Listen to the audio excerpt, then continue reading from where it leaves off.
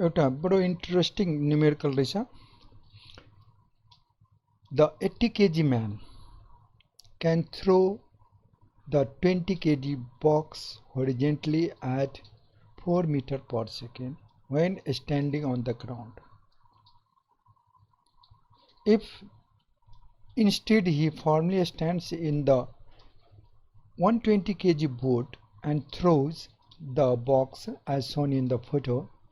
determine how far the boat will move in 3 seconds. Neglect water resistance. भन्नाले यसमा के छ भने मान्छे यो म्यानको वेट दिएको छ 80 केजी र ऊ जब ग्राउन्डमा हुन्छ ग्राउन्डमा उभिएर होरिजेन्टली थ्रो गर्यो भने ऊ 20 केजी बक्सलाई त 4 मिटर पर सेकेन्डले उसले थ्रो गर्न सक्छ यति स्पिडले र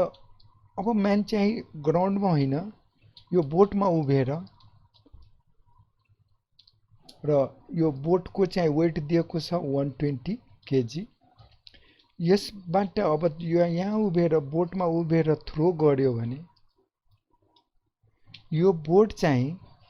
3 सेकेन्डमा कति चाहिँ मुभ हुन्छ भनेर भनिरहेको छ किनभने यो त मोमेन्टले गर्दा मुभ हुन्छ अब यसको लागि हामी के गरौँ भने इनिशियली म्यान बोट र बक्स तीनटै रेस्टमा हुन्छ भने इनिशियल मोमेन्टम तीनटैको हेर्दाखेरि 0 हुन्छ सो अप्लाई के गरौँ भने linear momentum conservation of linear momentum तीनटैलाई कन्सिडर गरेर म्यान बोट र बक्स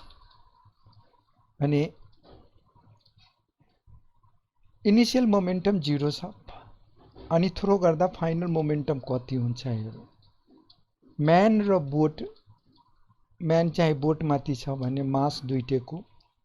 र भेलोसिटी बोटको कति हुन्छ हामीलाई थाहा छैन let us assume vb the velocity of boat so mv र यो बक्सको कति हुन्छ बक्स फाल्यो भने बक्सको भ्यालु मानौ vbcx के बक्सको एज्युम गरौँ mass of box velocity of box यो हामीले मोमेन्टमले गर्दा यो बोट चाहिँ यतातिर मुभ हुन्छ तर के हुन्छ भने बक्स उतातिर जान्छ अपोजिट डाइरेक्सन हामीले राइटवार्डलाई पोजिटिभ लियो भने बक्सको मोमेन्टमलाई नेगेटिभ लिनुपर्छ यहाँबाट हामीले भेलोसिटी अफ बक्स निकाल्यो which is 10 times the velocity of boat अब के गरौँ भने हामीलाई गिभन छ यो रिलेटिभ बक्सको रिलेटिभ भेलोसिटी अलरेडी गिभन छ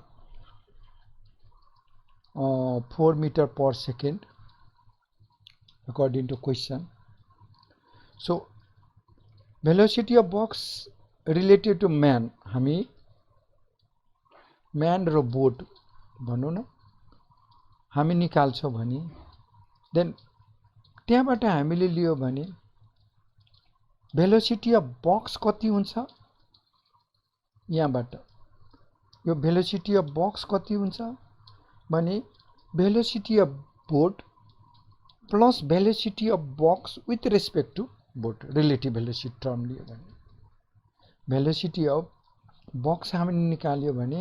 velocity of boat plus velocity of box with respect to velocity of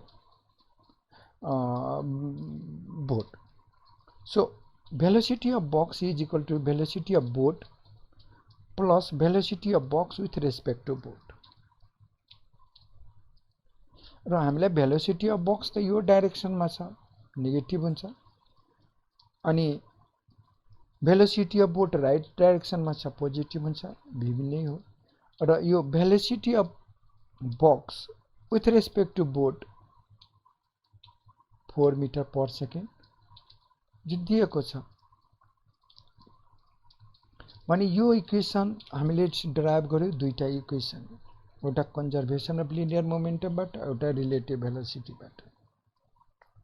so यो दुईटै इक्वेसनलाई हामीले सल्भ गर्यो भने